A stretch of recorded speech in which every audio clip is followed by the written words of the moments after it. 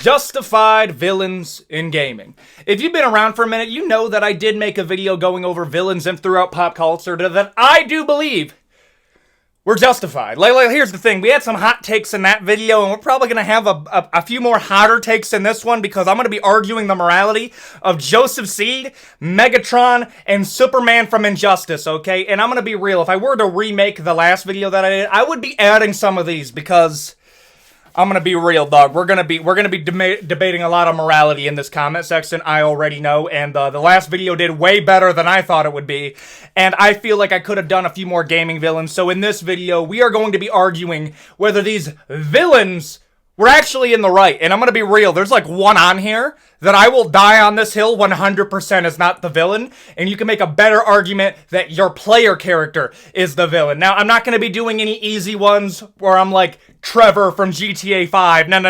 We're going hard style, bro. I gotta argue the morality of Injustice Superman, Joseph Seed from Far Cry 5, Arkham Knight from Batman Arkham Knight, and I'm gonna be putting them into a tier list, ranking them on how justified they are, okay? This is not going to be a video to, start a crazy moral discussion in the comment section, but if you do that, you might as well subscribe. Ayo, we're trying to get to 250,000 subscribers by the end of the year, and I do believe that's possible. We got this far in 8 months.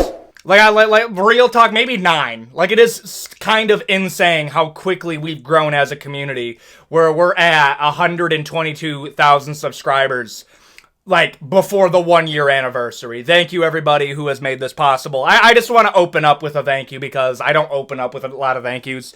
So, I just want to say thank you for getting me this far, and I hope you enjoy the video of me ranking these video game villains. Let's get into it. Arkham Knight from Batman Arkham Knight. Bro, I love Arkham Knight from Batman. One of the coolest Batman villains I've ever seen, and I do wish in a movie in the future, instead of going Red Hood, they go Arkham Knight. Yes, I do think the Arkham Knight costume is unbelievably heat. It's kind of like, remember watching Teen Titans back in the day? Red X, and we were like, bro, Red X is so cool looking, and they just made him as a stereotypical villain. Like, no, let's be real here. There is no possible way that they thought that a character named Red X with a skull mask was going to be so popular that we would be debating about his aura till this very day. Aura about villains from our childhood? Maybe that's a video. I don't want to milk that one too much, but Red X is 100% on there. Arkham Knight, dog, this man was... Dude, he was... Like... I'm actually flabbergasted by the aura farming that he pulls off, but that's not what we're rating here. No. We're rating him on how justified he is. If you remember the last video, I said Red Hood is completely and utterly justified. The only bad thing that Red Hood does as Jason Todd is that he's a bit too performative with it. I'm sorry, the fact that Batman actually has a struggle in making the decision between saving Jason Todd or Batman is actually insane. Now, the problem with Arkham Knight is honestly, you're no better. Like, real talk, bro. Arkham Knight is not that much better than the Joker. He strolls into this town with a militia group working for a villain in Scarecrow who is not much better than the Joker, frankly. And then uses his militant group to maim or unalive the people of Gotham, okay? And then he's like, you made me into this. Like, okay. I do a lot of dunking on the morality of Batman, how I do think it's ultimately extremely hypocritical for the way that he perceives how justice is done within Gotham. I'll be real here. I've already talked about my beliefs on, like, the death penalty and stuff like that. It really just boils down to, unless there's redemption or rehabilitation, we are wasting everybody's time here. That is how I feel about it. And when you're dealing with somebody like the Joker, dog, you don't have to end his life. You can just paralyze him. Like, you can do that. Like, brother, you brutally maimed and threatened to cave the skull in of some random militiaman. But Joker, you're like, you have to go to Arkham Asylum. Like, dog, what? I'm sorry, I'm getting way too into it. Arkham Knight, on the other hand, like, he's not much better. Like, he isn't. Like, real talk, dude. I get it, you have beef with Batman, you're fully justified in that beef, but we are icing innocent people. Like, we are. Like, 100% we are. And before somebody says, name the person that he did, it is very much implied that he ordered the execution of many, many innocent people. Like, I'm sorry, bro. If you're endangering the lives of fucking firefighters, if you have beef with firefighters, that's on you. That's on you, dog. Who the fuck has beef with firefighters? An arsonist? Who does that? Like, real talk, who does that? I'm going to put Arkham Knight in no. Like, real talk, just no.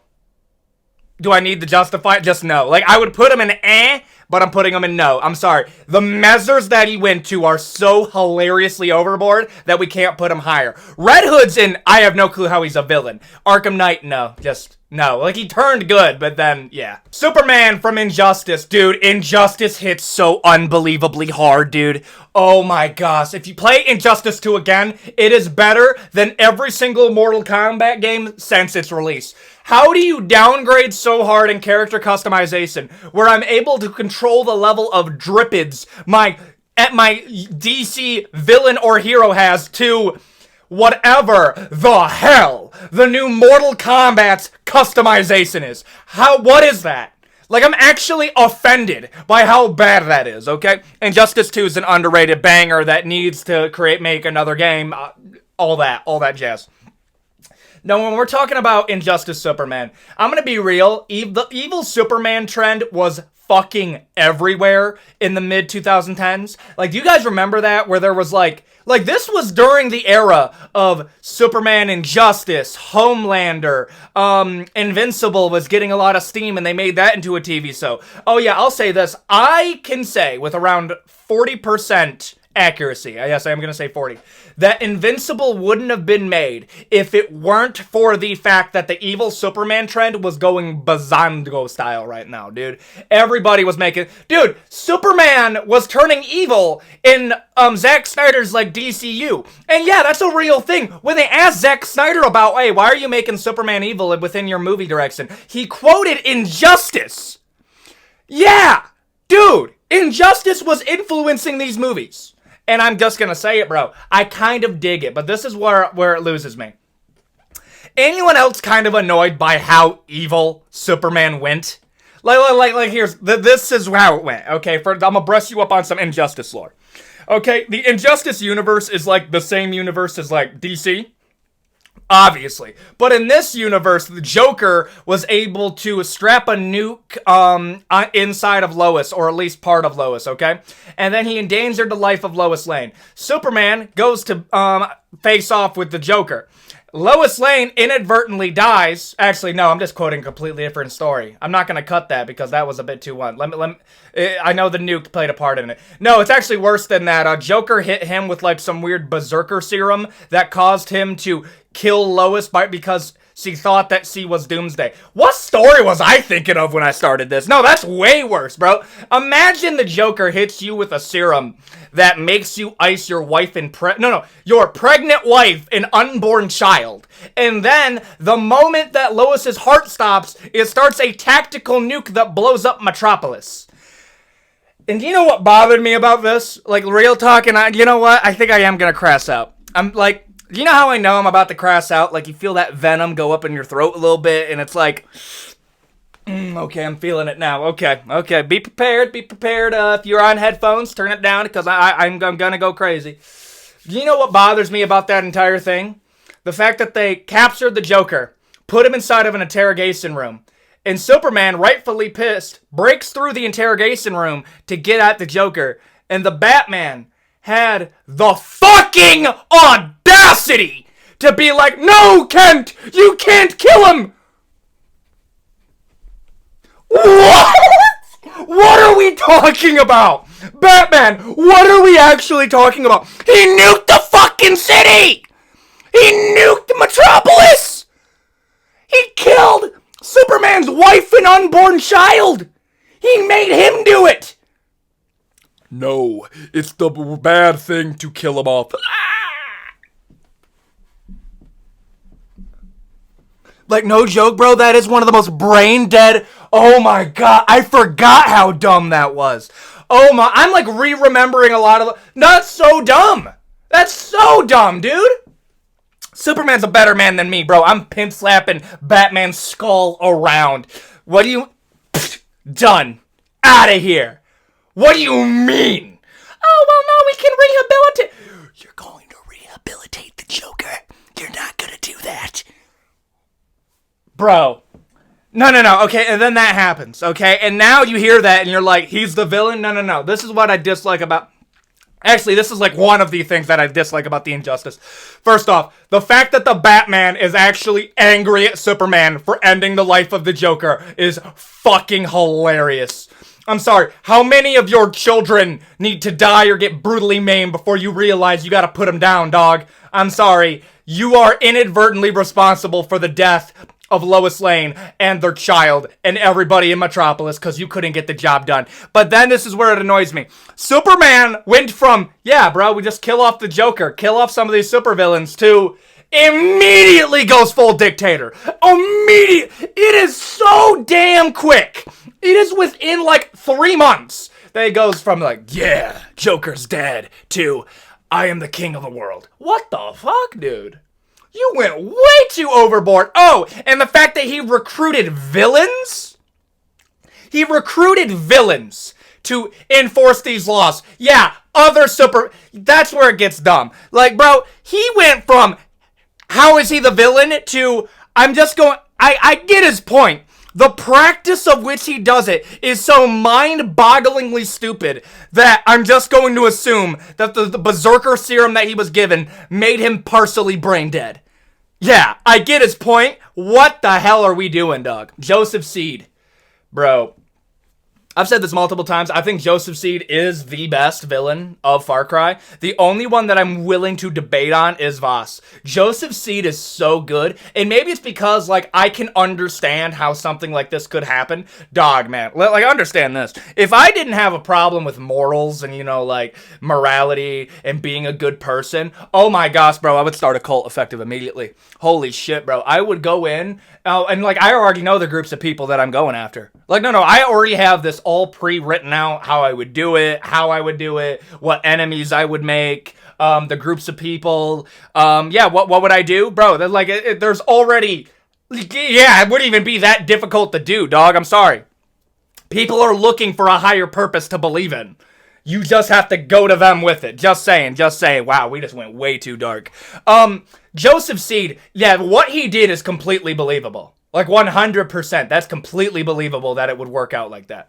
Now, this is where it weirds me out. Joseph Seed successfully predicted the future. Like, no, people get this twisted like it was Joseph Seed that set off a tactical weapon. No.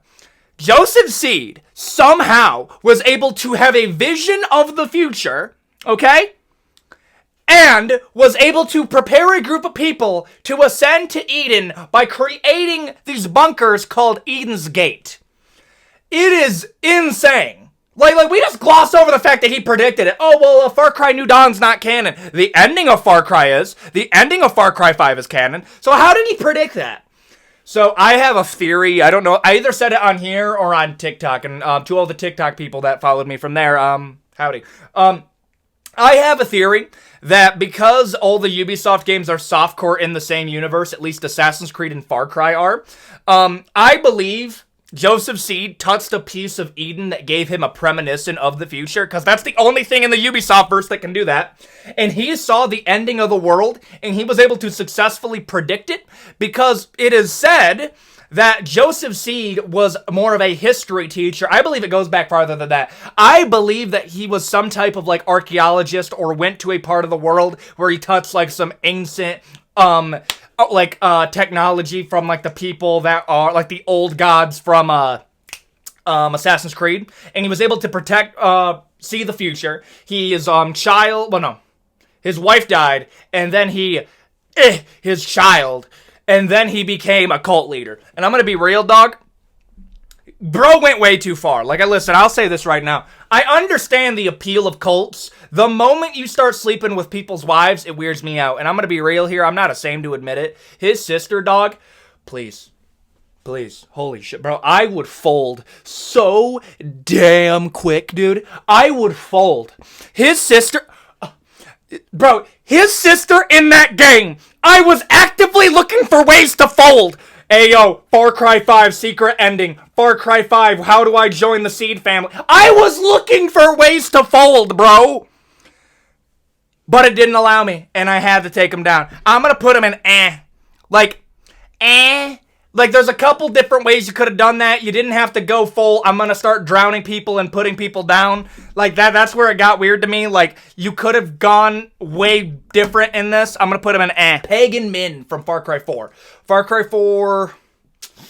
I gotta rinse through the memory on this one. Okay, so Pagan Min, I'm gonna be real here. Pretty valid crass out, if I'm gonna keep it real here. Imagine this, dude.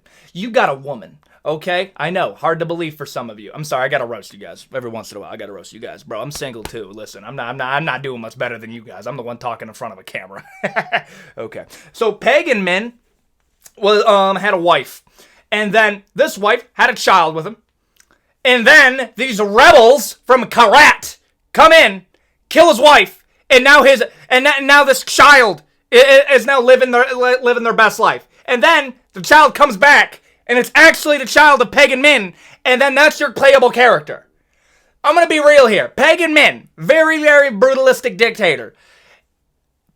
I'm like, very much, like I said that I would start a cult if I didn't have a problem with morals. There is a point of like a dictatorship where I'm like, yeah, if you iced my wife, I'm probably not going to like you till the end of days.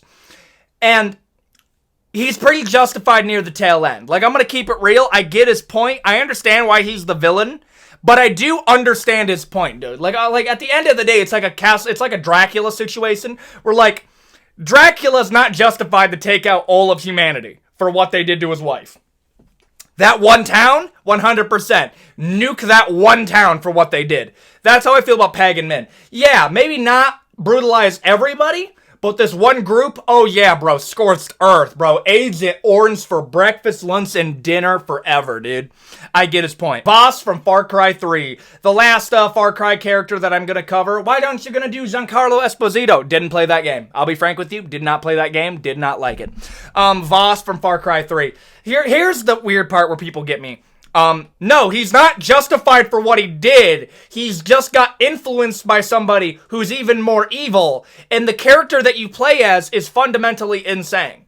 No. Just because your character's insane doesn't make Vaas justified, but it makes him into a point where it's like, yeah, no, he's a sympathetic villain. There's a difference between a sympathetic villain and a justified villain. Vaas is sympathetic, but he's evil. I'm putting him in no. It's actually the same deal with Arkham Knight. You sympathize with Arkham Knight for what he went through by the hands of the Joker, but he's not justified in what he did. A justified character is somebody like Superman. Like, yeah, what you did was messed up. I'm not mad that you killed the Joker at all. I'm gonna put him on, I get his point. Megatron. I understand Megatron is like barely a game character, but people were angry I didn't cover Megatron in the last video, so I'm gonna cover Megatron here. I just got done watching the Megatron movie, and before somebody says, oh, well, I'm just going to assume it's canon because it makes this video way more fun. Valid crass out. I'm gonna keep it real here. Valid crass out. And like imagine this. You're born and you're a slave robot, okay? And then you're forced to go work in the mines to mine energon. And then you find out that your transformer core was stolen by you off some rich mining leader. And then you grow up, get angry, make friends with a guy named Orion Pax that becomes Optimus Prime. And then you guys take out the mining group leader, and then you encourage your group of Decepticons, who were also slaves with the Autobots, to rebel against them and burn down this old ruling class. And now Optimus is like, no, we can't burn it down, we have to reform it. I'm gonna keep it real with you. I get his point, bro. I get the point of Megatron. I think the worst thing that honestly happened to Megatron is they made him a little bit too much of a villain in the Michael Bay movies. I will sing the praises of the Michael Bay Transformer movies. The one thing that I don't like that they did is they stole all of the sympathetic attributes of Megatron. And I think you could have done more with that. I get his point, though. Makarov from Call of Duty. I just want somebody that's, like, stereotypical evil. Like, I'm gonna keep it real here, dog. Like, I understand some people are gonna hear what he says, and it's like, well, he has a point. Like, no. I understand where you're coming from, but the problem is it's like, yeah, there's problems in the world. Inciting World War III doesn't fucking fix them, though. Like, dude, that's the equivalent of, like, I failed my test. Now I'm going to arson my school. Whenever I hear, like, the justification for Makarov, it's always down to, like, yeah, but, like, you can't purge evil with more evil and expect to be moral. Like, no. What Makarov is trying to do is objectively just evil. Well, it's a broken system. Yeah, okay. You can't break the system and then replace it with a more evil system, and then we just pretend that you're a good person. Like, no, we're getting to, like, the moral attributes of it. Like, if you want to burn down the system and replace it, then at least make it more fundamentally better. This isn't. I'm gonna put him in just evil. There's not a lot there. He's a Call of Duty villain, so at the end of the day, dog, like, he just kind of has to be evil, and it works. Does that make sense? I'm just going to put him in just evil. Dutch Vanderland. Okay, yup. You guys have been waiting for me to debate the morality of Dutch Vanderland. And here's the thing, dog. I love it. Dude, Dutch Vanderland from the Red Dead Redemption series, okay, is probably the most... I would put him in top 3 most complex villains ever written in gaming. You can even... I'd probably even say top 10 in fiction, dude. He's that good. Because... the morality of Dutch Vanderland is like, no, there are points where he makes like, yeah, no, he's operating in the good nature. I talked about how the Pinkertons, or no, the Pinkertons are not a good group of people. Like, they are a real police firm that the U.S. government had to make a law over they can't hire them anymore because they were too brutal. And that is what they were working with. Like, the Pinkertons are a good villain to choose as, like, a law enforcement group while making the heroes more sympathetic. Now, when we're talking about Dutch Vanderland, his motive for why he loves the West because he doesn't like the idea of bending the knee to a man, to a king, to the government, which is pretty based, I'm not even gonna lie. But the problem that we're running into is he started this group, this family, the Vanderland gang, and has become nothing more than a dictator by the end of it. What he accuses the governing body of doing, which they may or may not be doing, is ultimately what he is doing over the Vanderland gang. I'm not saying that he was evil from the forefront. No. But I believe he is so does not want to be governed that he is willing to host this group of misfits that could have done stuff in the world, and some of them do in the Vanderland game, and some of them do survive, and ultimately rode them off the cliff with him. If Vanderland, the most moral thing that he could have done would be to turn himself in favor of his people. Like, one of the coolest things that RDR2 does do is they introduce this moral dilemma. If Dutch believes in that these people are his family, Dutch Vanderland would turn himself in order for his people to be pardoned. And I ultimately think, like, yes, but I understand why he didn't do it. This is a guy who is so far on the run that is really just in this mode of self-governance that the moment the fear, something that's worse than death to him, to be ruled over, to be put in a cage, he just rides all of his family off a cliff, okay? Like, the quote around Dutch Vanderland that I think fits him best and, like, something that he would probably agree with the most, and he's probably, I don't know if he even said this before, it is better to rule in hell than to serve in heaven. And I think ultimately that is where Dutch is as a character, but where he loses me, and he loses that sympathetic nature to him, is he's willing to drag his family to hell with him. Like, Arthur didn't get a choice. John did not get a choice. Abigail did not get a choice. They never got a choice to do this with him. It was, come with me or die. There is no way out for you. Like, when John Marston, like, meets up with Dutch Vanderland after everything, okay, and he's hosted this group of Native Americans to go fight the U.S. military.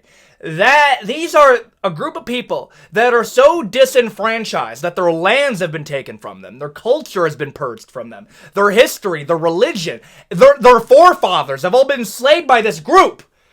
And then Dutch comes in as a savior. Hey, follow me. I will teach you to take back the lands that were once yours.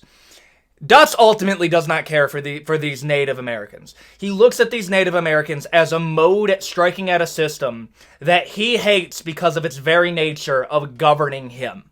He does not love the people that he's around. He does not love these Native Americans. No. He hates the idea of being governed more. And that is how I think of Dutch Vanderland, and I love his character because of that, because it is the ultimate, like, almost No, it is. I really do love the character of Dust Vanderland and how much you can go into it. And I'll end this off with the whole Micah Bell thing, and I've said this multiple times, but it's one of my favorite things that RDR2 added. So John meets up to get revenge on Micah Bell for what Micah Bell did to Arthur, okay? And I like this because it is what ended up getting John Marston tracked down by the Pinkerton group. It's the act of vengeance that brought these people to find him. If he just let it go, him, his family, his son would have lived normal, full lives. But when he goes to attack Micah Bell, Dutz Vanderland is there. And I think the act of Dutz Vanderland putting the bullet inside of Micah Bell right then and there is his way of taking the blame off of his shoulders and putting it on somebody else. Dutz Vanderland, I do believe, cared for Arthur. He cared for John at a point. But I think that last little bit of care was him putting the blame on Micah. It's Micah's fault that this happened. It's Micah's fault that we're like this. Don't you understand, John? It's Micah's fault. It ultimately boils down to Dutz Vanderland is a narcissist. He doesn't want to be ruled by another person, and he doesn't want to be blamed for what happened, so he put it all on Micah, even though it was his actions that got Arthur killed and the gang what happened to him. I'm going to put Dutz Vanderland in but top of Like, he's so well written. I understand the fabrics of his justification. I understand where we're going, but it ultimately means nothing because he is a narcissist and a hypocrite. I'm putting him in His character's amazing, but for terms of justifications, no. Micah Bell. Micah Bell's a rat. Dude, he just sucks. I think the good thing about Micah Bell is he's such a good opposite of, like, Arthur Morgan, where Arthur Morgan and Micah Bell are both bad people and criminals. They have both stolen. They have both ended people's lives. They have both separated families. They've all done that. But where Arthur Morgan takes that as, it's a job. I have to do this. Micah Bell takes it as, it's my right to do this. I did it. Yes, I did it for a paycheck. I did it for that. No, he stole my guns. That's why I ended his all bloodline. And then when we go into him ratting out the gang, he doesn't have allegiance to these people. He's merely just trying to get a paycheck. Understand this, okay? Even if you're an objectively bad person, if I can understand your ideals and you fully believe in what you're doing, you are a justified character. Micah Bell is an irredeemable character because it boils down to he is a man with ideals that can be bought. And people are like, oh, well, yeah, well, you would turn in the Vanderland gang. I don't know. If they brought me in with open arms and this is my family, I don't know if I would do it. Micah Bell was brought in by the gang, and the first chance that he could, he sold them out. I'm going to put Micah Bell, and he's just evil and a rat of a man. Godfrey from Elden Ring. If you haven't seen the Elden Ring lore video, check it out. I think I'm going to put the link in the description. Yeah. Okay, now let's talk about Godfrey. Godfrey, yeah, no, he's not a villain. Like, he just isn't. Like, no, do you know why you actually have to fight Godfrey in Elden Ring? You fight Godfrey because you iced his child. Like, real talk, that is the whole reason why you're fighting Godfrey right now. Godfrey already got iced by most likely Mesmer the Impaler in the Shadowlands. And then he gets brought back because that you got, like, the death rune from Malekith. And now when you travel back to Langdell, where you fought Morgott, you have to fight Godfrey because Godfrey wants to resume his role as the Elden Lord. And he's angry at you because you took his child away from him. He loved his children. You took that away from him. You took both of his children away from him, actually. And he's willing to give you the respect of a duel because, according to his belief system, it is strength that makes you fit for a crown. And, yeah, bro, what did Godfrey do that was bad? Nothing. The worst thing that he did was he got ordered around by America. And I'm gonna put him... I don't understand how he's the villain. I'll be frank with you, dog. Like, the writing is underrated. Godfrey literally did nothing wrong. Even his act of fighting you is 100% justified. You iced his kid. Yeah. He's a villain? How? I don't know. The Joker. Okay, listen, I'm aware that the Joker is not strictly from video games. However, I didn't cover the Joker last time because I just assumed that the Joker is unjustifiable. And he is completely unjustified. Like, I put Griffith on there for the meme of it, and how many people unironically think that Griffith from Berserk is justified. No, he's bad, okay? Like, no. Understand this. A lot of the same arguments that I hear for Griffith are actually arguments that you can apply to the Joker, but you don't do that because you just know that it's not going to work, okay? Oh, well, he's criminally insane. Okay, who cares? Like, no, bro, in that case, put him down. Like, understand this, dude. Like, the argument that, like, for Joker is, how have we not put him down yet? Like, we have to make up arguments to keep him alive.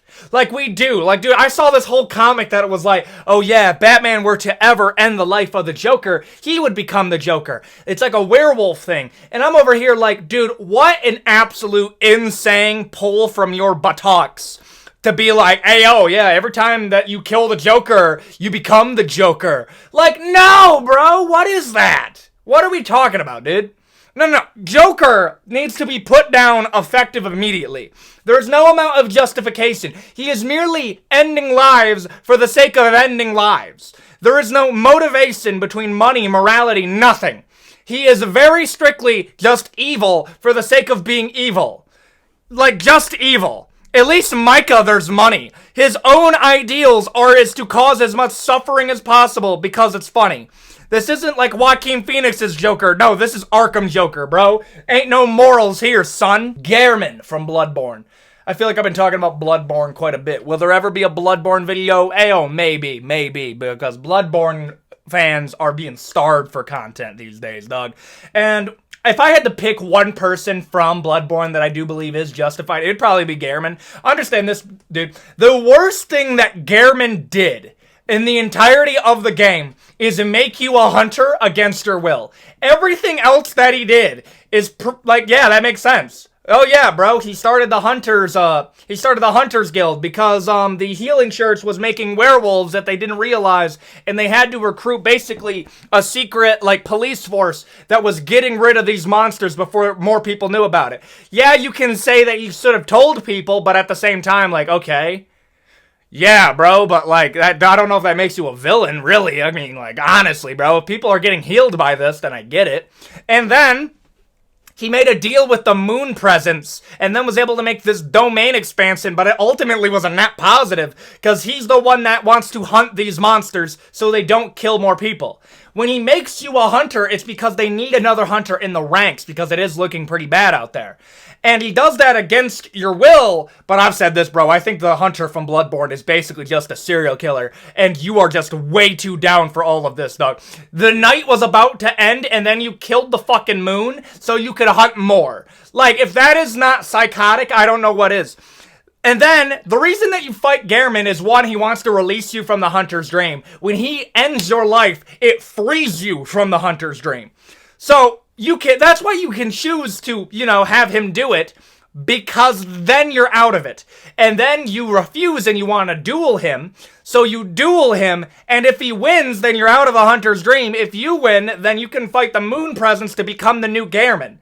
Gherman doesn't like that this is his existence, and he wants to spare you of his fate. You're just fucking psychotic, and you say, no, bro, I want to do this forever. Gherman's 100% justified. I don't know how he's a villain.